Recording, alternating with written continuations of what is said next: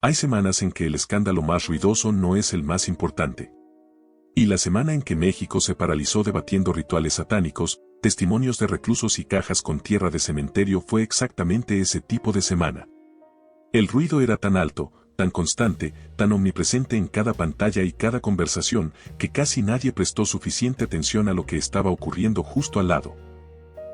Una mujer parada frente a las cámaras, sin gritar, sin llorar, diciendo algo que no necesitaba ni un solo elemento sobrenatural para ser completamente devastador. El 24 de febrero de 2026, la psicóloga forense Saskia Niño de Rivera publicó el episodio 177 de su podcast Penitencia. El protagonista era un recluso llamado Alberto, conocido como Beto, condenado a 72 años de prisión. Su historia personal era la de alguien a quien el sistema había fallado desde el primer día. Abandonado en un orfanato a los 15 días de nacido, viviendo en las coladeras de la Ciudad de México a los 6 años, reclutado por redes criminales a los 9. En medio de ese relato, Beto mencionó a Carmen Salinas. Dijo que la había visto presidir rituales vestida de negro. Dijo que compraba niños. Describió objetos específicos que supuestamente guardaba bajo su cama. En menos de 8 días el episodio acumuló 13 millones de reproducciones. México entero estaba escuchando. Y entonces el escándalo se desbordó en direcciones que nadie anticipó. Circuló un video que supuestamente mostraba a Beto junto a Carmen Salinas llamándola tía y abrazándola. Millones lo compartieron como prueba definitiva. TV Azteca tuvo que desmentirlo formalmente el 6 de marzo, era una escena de una película rodada más de una década antes. Actores desconocidos en un rodaje olvidado, convertidos de repente en evidencia de algo que no existía. Hay que ser muy claro sobre lo que el testimonio de Beto representa y lo que no. No hay respaldo documental, no hay verificación judicial independiente, no hay ninguna prueba física que sustente sus afirmaciones sobre Carmen. Eso no significa que el escándalo no sea relevante. Significa que hay que saber exactamente qué peso darle. Porque cuando ese escándalo explotó y el nombre de Carmen empezó a circular por todas las redes, algo ocurrió que nadie anticipó. Gaby Spanik abrió la boca. Y lo que salió de esa boca era mucho más difícil de refutar que cualquier testimonio de un recluso. En este video vas a conocer 4 revelaciones. 4 hechos concretos, documentados, con nombres y fechas reales, que Gaby fue soltando con una calma que resulta más perturbadora que cualquier grito. Cada revelación es más difícil de ignorar que la anterior. Y la cuarta, la última, es la que más han intentado enterrar. La que lleva 12 años esperando ser dicha en voz alta. La que convierte todo lo demás en un patrón que ya no tiene ninguna explicación inocente posible. Quédate hasta el final porque si te vas antes de llegar ahí te pierdes la pieza que hace que todo lo demás encaje de una manera que ningún guionista podría haber escrito mejor. Carmen Salinas no fue la figura más talentosa de su generación. No tuvo el rating de Verónica Castro ni la voz de Lucero ni la presencia escénica de María Félix. Era actriz de teatro de revista, un género popular y querido pero que no coloca a nadie en la cima del poder institucional de una industria. Y sin embargo Carmen podía levantar el teléfono y hablar directamente con gobernadores, con directivos de Televisa, con senadores, con alcaldes de cualquier estado del país. Podía conseguir un favor institucional en menos tiempo del que a otros artistas les llevaba conseguir una cita. Podía mover el sistema cuando lo necesitaba con una naturalidad que ningún contrato televisivo explicaba. Ese desajuste entre su lugar formal en la industria y su poder real nunca tuvo una explicación pública satisfactoria. Carmen lo atribuía al cariño del pueblo, a sus décadas de trabajo, a la devoción que generaba su imagen cercana y accesible. Pero el cariño del pueblo no resuelve trámites migratorios en horas. El cariño del pueblo no abre las puertas de los juzgados. El cariño del pueblo no destruye expedientes judiciales. Lo que Carmen tenía era otra cosa. Algo construido en silencio durante décadas. Algo que sus propios nietos insinuaron sin querer en 2026 cuando intentaban defenderla públicamente y hablaron de su nombre como si fuera una marca comercial con valor que había que proteger legalmente. Eso no es lo que dices de una actriz entrañable del pueblo. Es lo que dices de alguien cuyo nombre tiene un peso que va mucho más allá de los papeles que interpretó en escena. Hay una historia que la propia Carmen contaba riéndose, con la soltura de quien recuerda una anécdota graciosa de viaje, sin incomodidad visible, sin el más mínimo rastro de nerviosismo. Y esa naturalidad, más que la historia en sí, es lo que resulta revelador cuando la escuchas con atención. Fue durante el gobierno de Carlos Salinas de Gortari. Carmen visitaba el reclusorio norte para ver a un conocido que cumplía condena. En los pasillos, antes de llegar a la sala de visitas, dos hombres se acercaron y le informaron, no le preguntaron, que alguien quería saludarla. En ese mundo ese tipo de invitación no se rechaza. El hombre que la esperaba era Rafael Caro Quintero. Creyendo que por el apellido compartido Carmen tenía acceso directo al presidente, le pidió que intercediera por su liberación. Carmen dijo que no. Que le sugirió escribir una carta. Que el encuentro terminó ahí. Puede que esa versión sea exactamente lo que fue. Lo perturbador no es lo que ocurrió en ese comedor. Es la forma en que Carmen lo recordaba 30 años después. Sin miedo. Sin distancia. Con la tranquilidad de quien recuerda algo completamente normal. Una actriz de teatro de revista que almuerza con el narcotraficante más buscado de México durante un sexenio y lo narra décadas después como si fuera un malentendido menor. El poder real no consiste en estar en esas reuniones. Consiste en que nadie considere necesario preguntarte por qué estás ahí. Y ese poder inexplicable no pasó desapercibido para todos. En septiembre de 2002, en un programa llamado La Oreja, Andrés García dijo algo frente a las cámaras que dejó al espectáculo mexicano sin palabras. Lo dijo con nombre y apellido, sin que nadie lo presionara, con esa seguridad que era su marca personal. Dijo que Carmen Salinas no le rezaba a Dios. La llamó alimaña. Anunció que se encargaría personalmente de exponerla ante el público. Cuando le preguntaron si pediría disculpas si se equivocaba, respondió que no era Jesucristo para andar perdonando. Después vinieron 21 años de silencio absoluto. Sin pruebas, sin seguimiento, sin una sola declaración adicional sobre el tema. Andrés García murió en abril de 2023 con ese anuncio incumplido suspendido en el aire como una deuda que decidió no saldar. 21 años callado después de prometer que hablaría. El primero de una larga cadena de silencios que atraviesa toda esta historia de principio a fin. Y como todos los silencios de esta cadena, ese también tuvo un precio. Alguien lo pagó o alguien lo cobró. Para entender el peso real de lo que le ocurrió a Gaby en 2010 hay que situarse primero en el momento exacto en que estaba cuando todo empezó. No en el escándalo. Antes. En 2008, cuando estaba construyendo algo con sus propias manos después de que todo lo demás se había derrumbado. Venía de ser la actriz más vista de América Latina. La usurpadora vendida en 120 países, traducida a 25 idiomas, había convertido su cara en algo que reconocían desde México hasta Turquía. Pero la fama no te protege de lo que ocurre en la intimidad. Y lo que ocurrió en la intimidad de Gaby en 2008 fue exactamente el tipo de golpe que destruye a las personas que no tienen una red debajo para amortiguar la caída. El padre del bebé, un empresario venezolano que le había pedido matrimonio formalmente ante su familia y le había dado el anillo, comenzó a distanciarse cuando alguien le hizo llegar un rumor sobre la paternidad. No investigó. No preguntó. Eligió creer la versión que llegó de afuera. Los enfrentamientos que siguieron escalaron hasta un episodio de violencia física con ella embarazada de 7 meses. Gaby perdió sangre. Estuvo cerca de perder al bebé. Le dijo que se fuera. Que si le creía más a los chismes que a ella que se fuera. Hasta el día de hoy no lo volvió a ver. Gabriel de Jesús nació en julio de 2008 en Miami. Solo con su madre. Sin padre presente, sin llamada, sin ninguna forma de contacto posterior que llegara de ese lado. El niño creció sin conocerlo. El abuelo materno fue la única figura masculina constante en sus primeros años. Una presencia construida desde el amor y desde la necesidad de llenar un espacio que alguien había abandonado sin mirar atrás. Gaby lo levantó sola. Trabajando sin parar. Cargando con todo. Su madre Norma vivía con ella y ayudaba a cuidar al bebé durante las jornadas largas de grabación. Esa era su red completa. Ella, su madre y su hijo. 3 personas construyendo algo juntas después de que el resto se había ido. Y justo cuando esa construcción empezaba a tener algo parecido a la estabilidad, con Gabriel cerca de los 2 años, con un contrato importante a punto de comenzar, algo empezó a cambiar en casa de una forma tan gradual que al principio nadie supo nombrarlo. Esa gradualidad fue exactamente lo que lo hizo tan peligroso. Los síntomas llegaron despacio. Gaby aparecía en los ensayos con una palidez que el equipo atribuía al agotamiento natural de las jornadas largas. No era inusual en una producción exigente. A nadie le llamó la atención de forma inmediata.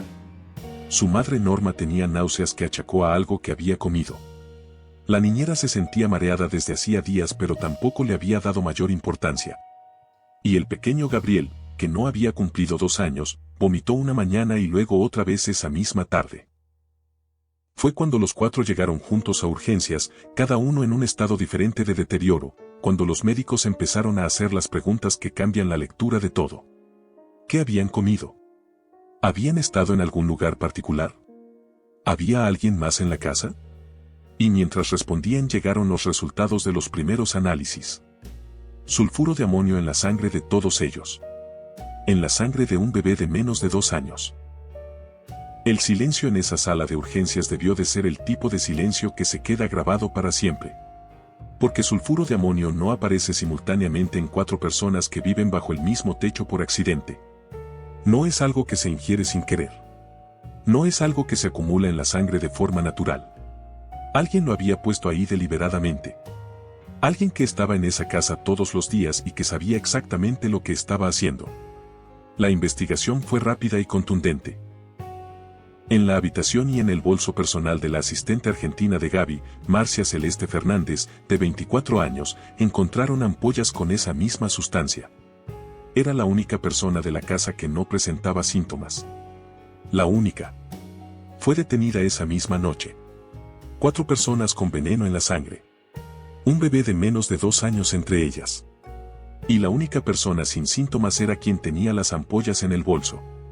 Esa es la historia que debería haber terminado aquí. Con justicia, con una condena, con una familia que pudiera empezar a recuperarse. Pero no terminó aquí. Apenas estaba empezando. Marcia Celeste Fernández fue procesada y condenada a 8 años por envenenamiento con intento de homicidio. Ingresó al penal de mujeres de Santa Marta, Acatitla. El caso parecía resuelto. Había una detenida, una condena y evidencia física documentada. La responsable tras las rejas y una familia que podía empezar a sanar. Así debería haber terminado esta historia. Pero entonces Carmen Salinas decidió que tenía algo que decir. Lo que Carmen dijo públicamente sobre el envenenamiento quedó grabado para siempre y define con una precisión brutal quién era esa mujer cuando se quitaba la máscara. Descartó el sulfuro de amonio como una simple mezcla de alcohol con pastillas. Dijo que no se acusa a alguien de intento de homicidio solo porque te caiga mal. Esas palabras, dichas sobre el veneno que tenía un bebé de menos de 2 años en la sangre, ya eran suficientemente reveladoras sobre lo que Carmen estaba dispuesta a hacer cuando decidía tomar partido. Pero lo que dijo fue solo el comienzo. Porque lo que hizo a continuación fue mucho más lejos que cualquier declaración pública. Buscó al abogado penalista Gabriel Regino, uno de los más reconocidos del país, y lo contrató para que representara a Celeste. Lo pagó de su propio bolsillo. Y no solo no lo ocultó, sino que lo confirmó públicamente con una frase que no dejaba margen para ninguna otra interpretación. No quería ver más a los padres de la chica llorando en Navidad por lo que ella consideraba una injusticia. Una injusticia. Así llamó a la detención de la mujer con ampollas de veneno en el bolso. El abogado Regino, trabajando junto al perito Adrián Baldo Capetillo, quien sería removido posteriormente de su cargo por irregularidades, logró desestimar los peritajes que inculpaban a Celeste. En noviembre de 2012, 2 años después de la detención, un tribunal la absolvió mediante un recurso de amparo al considerar insuficientes las pruebas. Cuando Gaby se enteró de que Carmen había pagado esa defensa, respondió con pocas palabras públicas. Le pedía que los dejara en paz. Que si a Carmen no le dolía su familia, a ella sí le dolía la suya.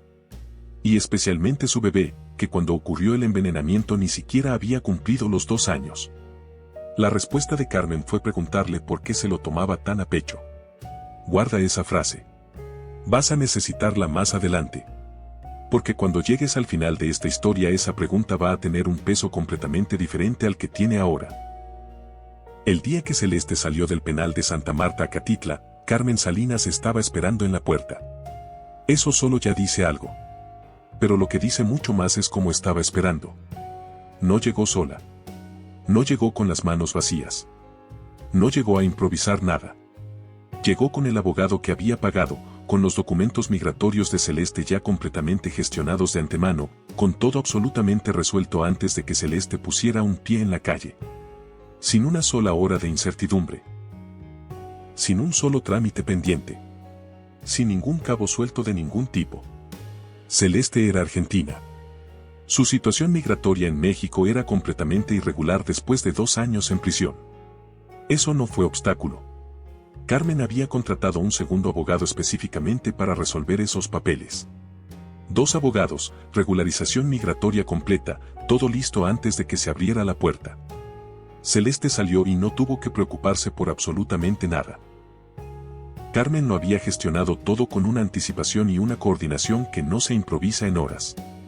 Piensa en lo que eso requiere realmente. No es solo dinero. Cualquiera con suficiente dinero puede contratar un abogado penalista.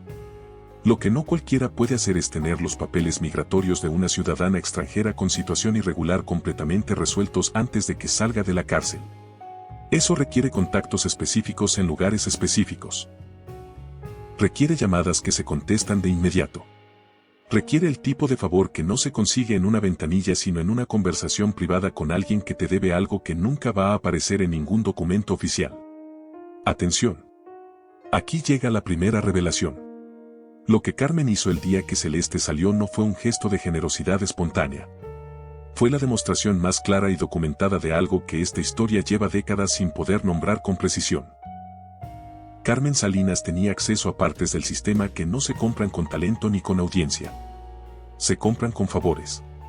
Con el tipo de lealtad que se construye prestando servicios que no aparecen en ningún contrato. Con deudas que no se saldan en público sino en conversaciones privadas donde nadie toma notas. Una actriz de teatro de revista que coordina en tiempo récord la liberación legal y la regularización migratoria completa de una ciudadana extranjera condenada por envenenamiento. Sin obstáculos. Sin demoras. Con todo resuelto antes de que se abra la puerta. Eso no es el cariño del pueblo. Eso es una red de favores funcionando exactamente como fue diseñada para funcionar. Y esa red tenía un costo. No económico. El costo real de ese tipo de poder es lo que Carmen había hecho para construirlo. Los servicios que había prestado. Las lealtades que había comprado. Los secretos que guardaba sobre las personas que le debían esos favores y que por eso nunca podían negárselos. ¿Quién le debía a Carmen el tipo de favor que permite resolver en horas lo que a otros les tomaría meses? ¿Qué había hecho Carmen para acumular ese tipo de deuda? Esas preguntas no tienen respuesta pública todavía. Pero lo que sí tiene respuesta es lo que ocurrió después. Lo que ese poder hizo posible más allá de la liberación de Celeste. Porque la historia no terminó cuando Celeste cruzó la frontera de regreso a Argentina. El daño que ese veneno había hecho siguió cobrando facturas durante años. Y Carmen, con todo su poder, no hizo absolutamente nada para detenerlo. Celeste regresó a Argentina. Hoy tiene un salón de estética, está casada y construye una vida a miles de kilómetros de donde envenenó a una familia. El caso quedó técnicamente cerrado en los papeles en 2012. Pero cerrado en los papeles no significa que el daño terminara ahí. El daño siguió ocurriendo durante años, en silencio, sin que nadie respondiera por él. La madre de Gaby, Norma, murió en 2020. Cáncer de garganta. Había sido la persona más constante en la vida de su hija desde siempre. La que la acompañó cuando llegó a México. La que cuidaba al bebé durante las grabaciones. La que estuvo junto a ella en todo lo que vino después del envenenamiento. Y era también la misma mujer que en 2010 había llegado a urgencias con sulfuro de amonio en la sangre junto a su hija, su nieto y la niñera. Gaby ha dicho públicamente en más de una ocasión que cree que ese cáncer fue una consecuencia directa y tardía de la intoxicación. Que el veneno no terminó su trabajo en semanas sino en años. Que su madre pagó con la vida el precio de algo que nunca debió ocurrir y que nunca encontró justicia. No hay forma de probarlo legalmente. Las pruebas que podrían haberlo demostrado ya no existen. Pero la sombra está ahí sobre cada una de esas fechas sin moverse. La hermana gemela de Gaby, Daniela, sufrió un derrame cerebral mientras estaba embarazada. Estuvo una semana en coma. Las secuelas fueron permanentes. Gaby no ha establecido esa conexión con la misma certeza con que habló del cáncer de su madre, pero el patrón es difícil de ignorar. Una familia entera con problemas de salud graves que comenzaron en el mismo año en que alguien puso deliberadamente una sustancia tóxica en su casa. Y el hijo. Gabriel creció con las secuelas físicas de haber tenido sulfuro de amonio en la sangre antes de cumplir 2 años. 2 cirugías. Problemas crónicos que requieren tratamiento permanente. Un niño que empezó su vida con el cuerpo marcado por algo que alguien hizo con plena intención y que nunca vio a nadie responder legalmente por ello de forma definitiva. Una mujer que tiene razones fundadas para creer que ese veneno mató a su madre 10 años después. Que su hijo creció con el cuerpo dañado. Que su hermana tiene secuelas permanentes. Y que no puede demostrarlo porque las pruebas fueron destruidas. Ese es el tipo de daño que no genera 13 millones de reproducciones. Que no sale en los titulares más grandes.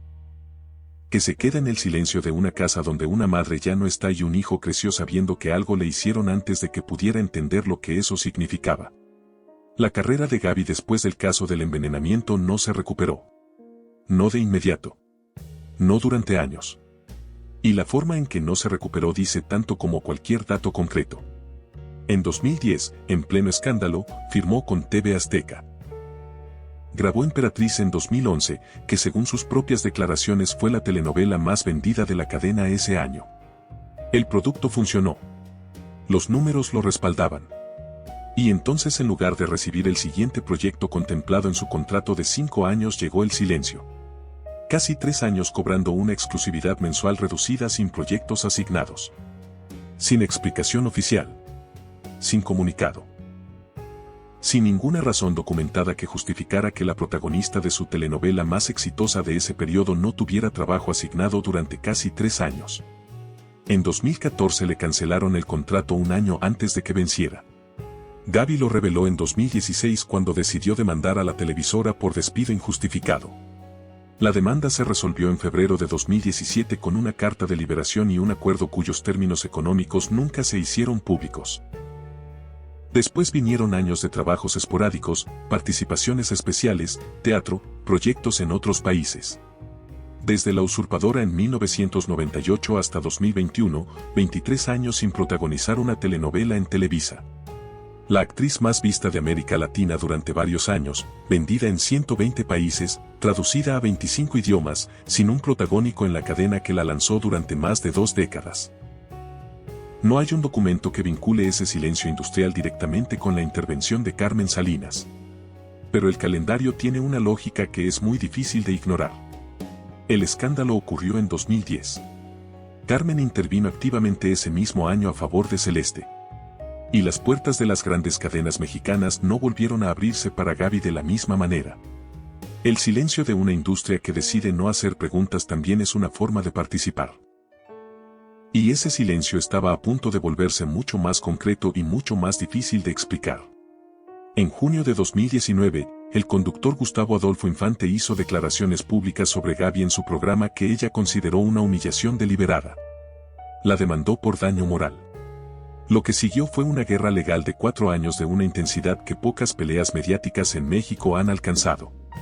Gaby perdió las 2 primeras instancias. Perdió el amparo. Un juez le ordenó pagar más de 370,000 pesos en costos del proceso. Infante lo anunció en televisión con una satisfacción que no intentó disimular en ningún momento, describiendo públicamente el proceso de embargo que seguiría si ella no pagaba. La casa, el coche, los sueldos futuros directamente a su cuenta. Una madre soltera criando sola a su hijo escuchando en televisión como el periodista más poderoso del espectáculo mexicano describía el embargo de su casa con evidente satisfacción. Gaby respondió con una petición de amparo por violencia de género. El Poder Judicial de la Ciudad de México le concedió una orden de restricción que prohibía a Infante mencionarla a ella o a su hijo en cualquier medio. Infante violó esa orden en su programa. Recibió una orden de aprehensión de 6 horas. Su abogado gestionó un amparo y evitó la cárcel.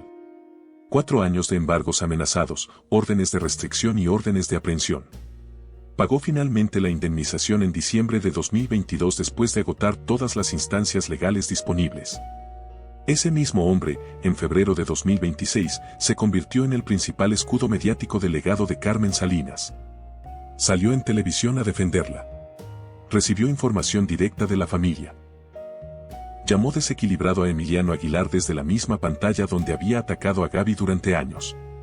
El hombre que durante 4 años intentó embargarle la casa a Gaby Spanek, del lado de la mujer que pagó para que no hubiera justicia en el caso que destruyó la salud de su familia.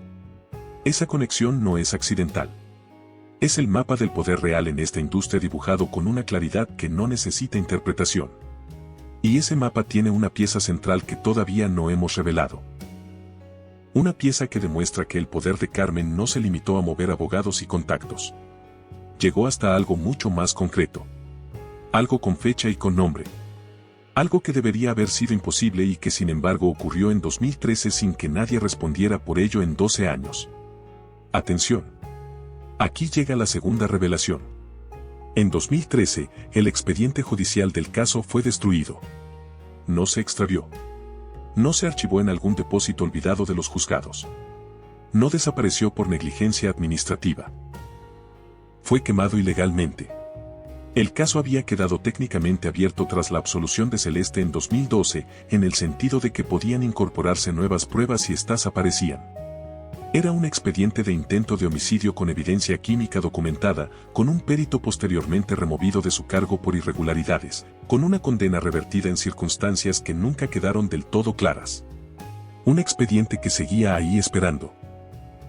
Y en algún momento de 2013, alguien tomó la decisión de destruirlo físicamente.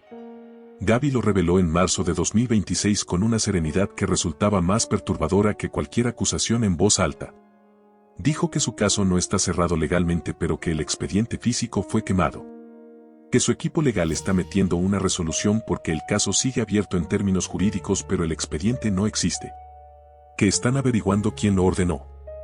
12 años después. Todavía sin respuesta oficial.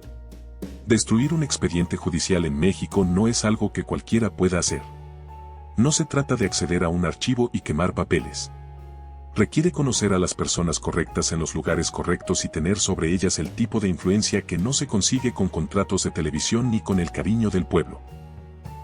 Requiere exactamente el tipo de poder que Carmen demostró tener el día que Celeste salió de la cárcel con todo resuelto antes de que pusiera un pie en la calle.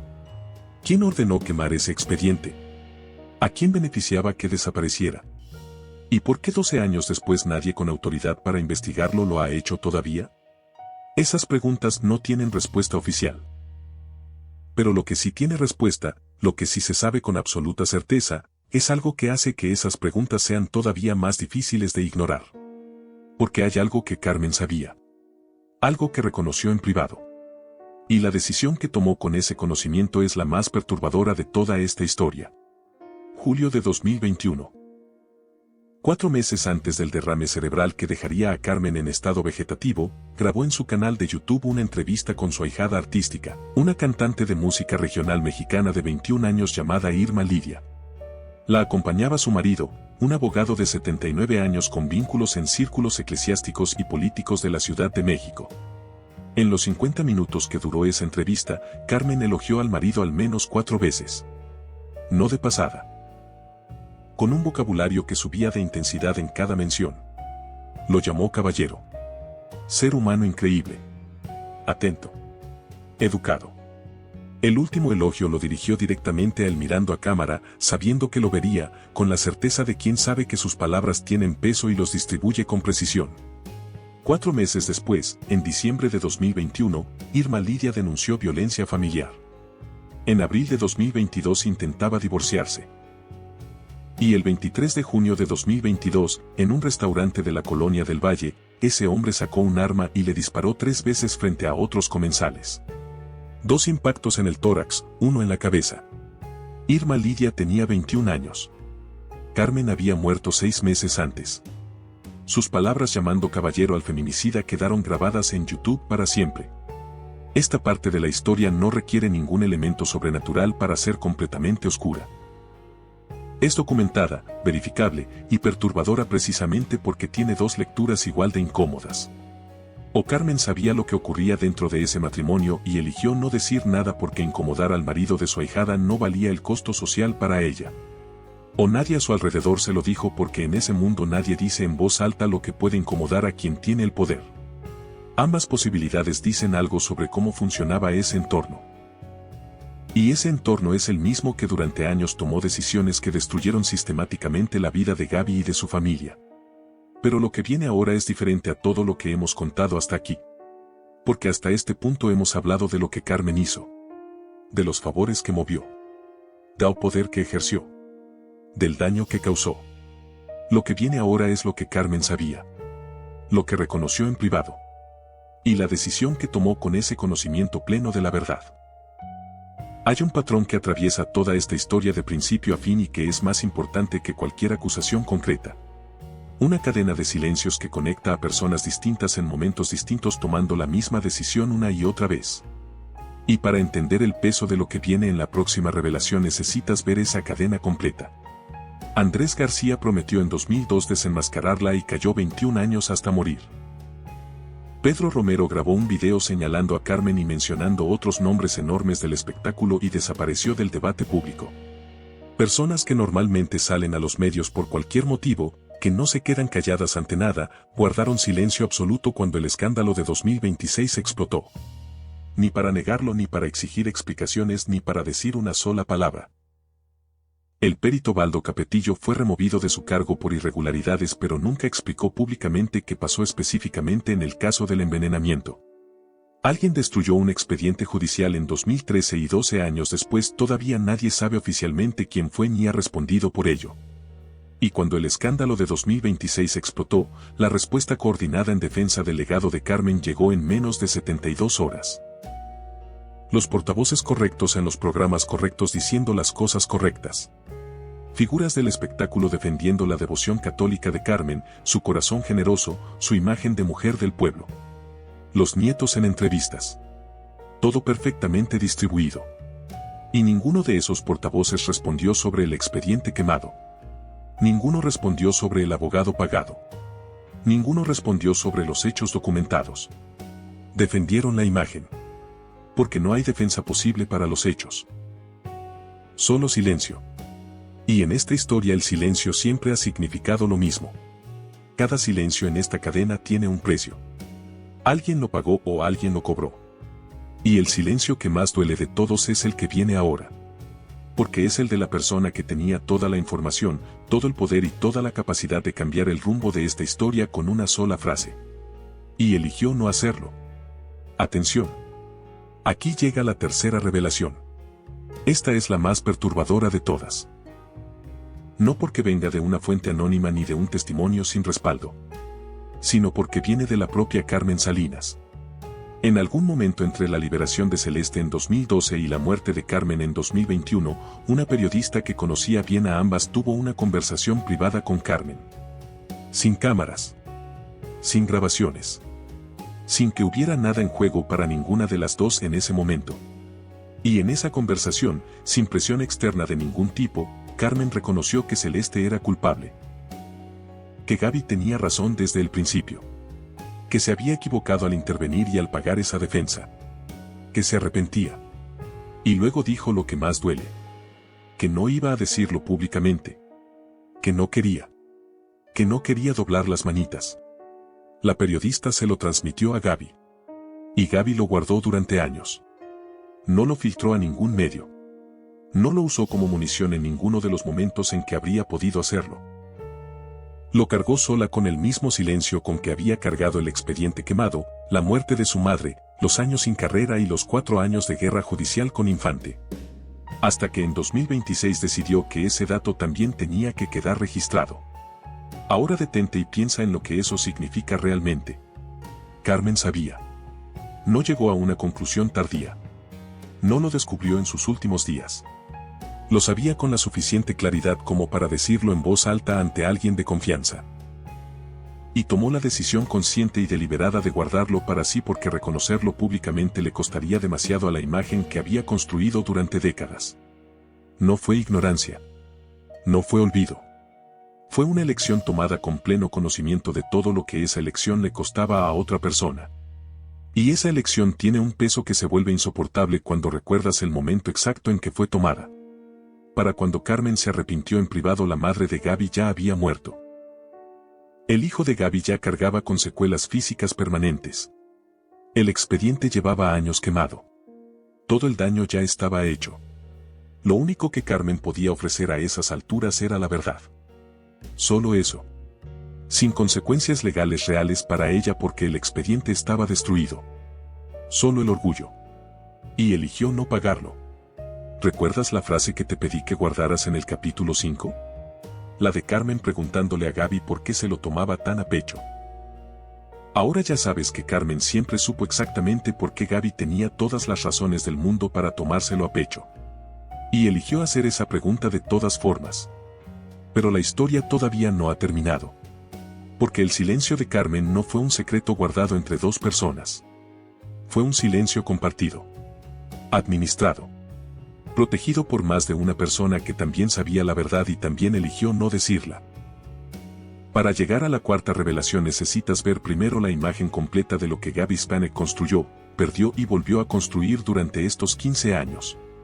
Porque esa imagen es la que hace que lo que está a punto de revelarse resulte tan definitivo. Llegó a México con una maleta y se convirtió en la actriz más vista de América Latina. Después el padre de su hijo abandonándola con 7 meses de embarazo después de intentar agredirla físicamente. El veneno en la sangre de su bebé antes de que cumpliera 2 años. El abogado pagado desde afuera para liberar a quien lo puso ahí.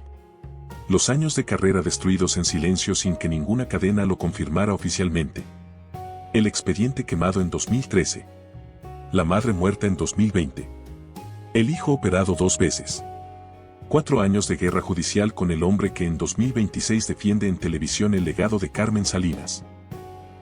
Y su hijo Gabriel estudiando en Canadá, lejos de ella, porque así lo decidieron juntos, madre e hijo, con la misma complicidad que construyeron solos desde el principio. Ese es el arco completo. No una víctima pasiva esperando que alguien la rescatara. Una mujer que siguió de pie después de cada golpe. Que construyó una relación sólida con su hijo a pesar de todo. Que llegó a 2026 con la calma de alguien que ya no tiene nada que perder callando. Y la ironía que no deja de golpear es esta. Carmen Salinas construyó toda su imagen pública sobre ser la mujer que entendía el sufrimiento ajeno. La que se ponía del lado de los que no tenían voz. Gaby Spanek no tuvo voz durante 15 años. Y Carmen, que podía habérsela dado con una sola frase pública sin consecuencias legales reales para ella, eligió el silencio hasta el último día de su vida consciente. Pero Carmen no fue la única. Y eso es exactamente lo que la cuarta revelación viene a demostrar.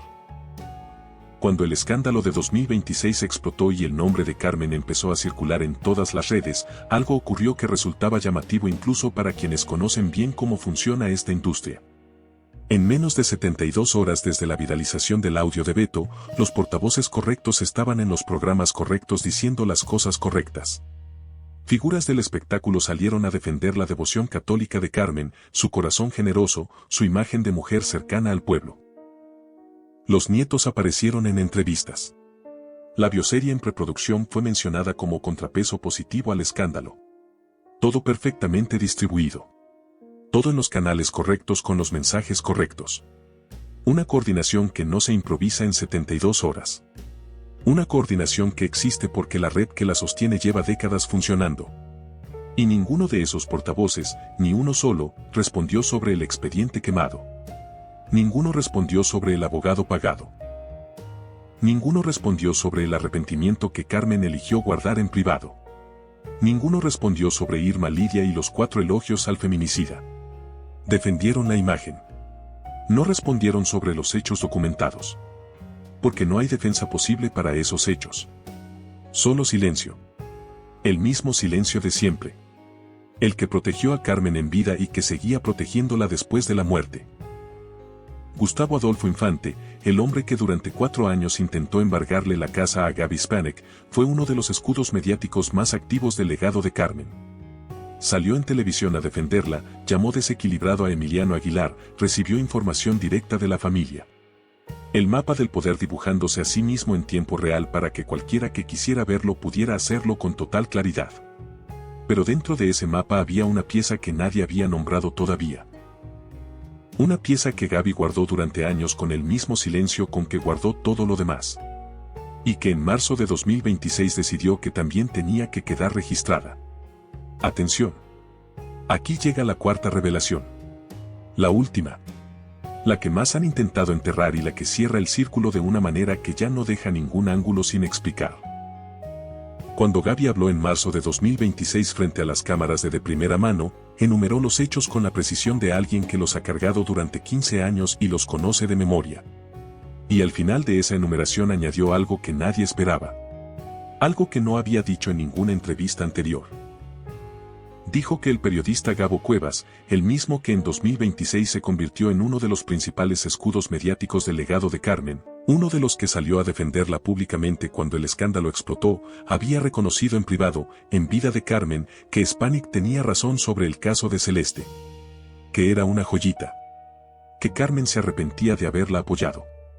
Pero que no lo dijo públicamente porque no quiso doblar las manitas. El hombre que sabía la verdad. El hombre que sabía que Carmen reconocía su error en privado. El mismo hombre que en 2026 salió a defender públicamente su legado sin mencionar una sola vez esa verdad que conocía de primera mano. Esa es la cuarta revelación. Y es la más importante no por lo que dice sobre Carmen sino por lo que dice sobre el sistema completo. Porque demuestra que el silencio de Carmen no fue un secreto guardado entre dos personas en una conversación privada. Fue un silencio administrado, compartido y protegido por una red de personas que en distintos momentos, con distintos niveles de información, tomaron la misma decisión. El periodista que conocía la verdad y la guardó mientras defendía públicamente a quien se la había confiado. El abogado que defendió a Celeste con los honorarios pagados por Carmen y nunca explicó las irregularidades del proceso. El perito removido de su cargo que nunca habló. Quien quemó el expediente en 2013 y cuyo nombre sigue sin conocerse oficialmente 12 años después. No fue un secreto de dos.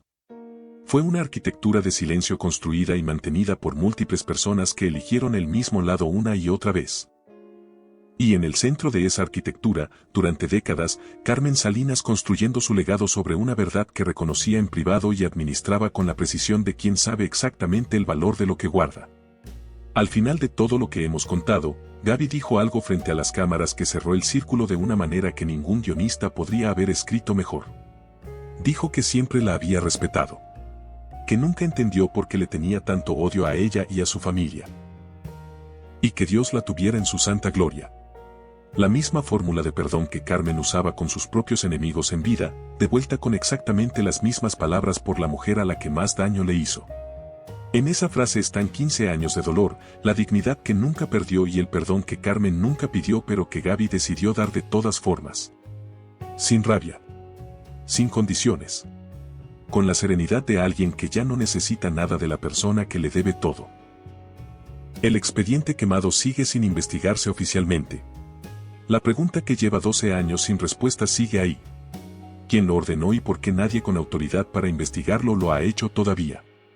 El silencio que protegió a Carmen en vida sigue operando después de su muerte con la misma coordinación y los mismos mecanismos de siempre. Pero hay una grieta en ese muro. Y por esa grieta entró la luz suficiente para ver que lo que había detrás no requería rituales ni elementos sobrenaturales para ser completamente oscuro. Solo requería poder usado sin consecuencias. Verdad administrada como moneda de cambio. Una red de personas eligiendo protegerse entre sí mientras otra pagaba el precio sola durante 15 años. Ese es el oscuro secreto que Carmen Salinas se llevó a la tumba. No estaba en ninguna caja bajo su cama. Estaba en cada silencio que eligió guardar. En cada verdad que decidió no decir. En cada persona que lo sabía y también cayó. Y en la pregunta que esta historia lleva 12 años esperando que alguien con autoridad responda en voz alta. ¿Cuánto tiempo más va a durar ese silencio? Y cuando finalmente se rompa del todo, ¿quién va a pagar el precio? Si esta historia te dejó pensando, cuéntalo en los comentarios. Y si quieres seguir descubriendo las historias que nadie cuenta completas del espectáculo mexicano, el próximo video te va a dejar igual de sin palabras.